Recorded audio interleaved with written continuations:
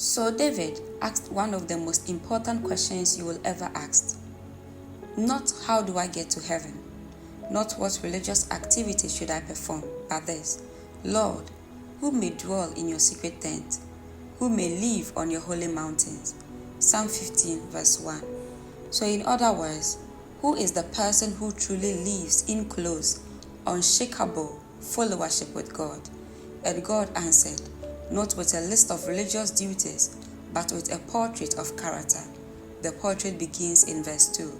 The person who dwells near God walks blamelessly, not perfectly, but blamelessly. Not someone who never fails, but someone whose direction is consistently right.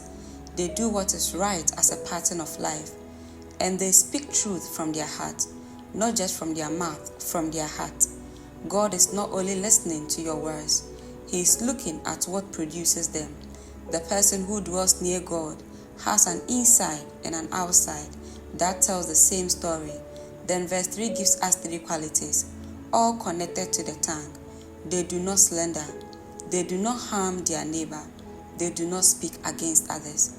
David spends more time on speech than almost anything else because the tongue often reveals the true condition of the heart. So here is the test.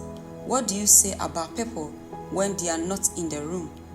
Not what you say about God in church, but what you say about your friend, colleague, or family member when they cannot hear you.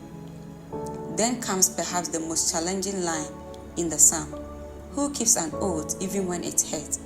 Anyone can keep a promise when it is easy, but the person who dwells near God keep their word even when it becomes inconvenient, costly, or uncomfortable. They said they would, and they did, because their character is more valuable than their comfort. And then comes the promise. Whoever does these things will never be shaken.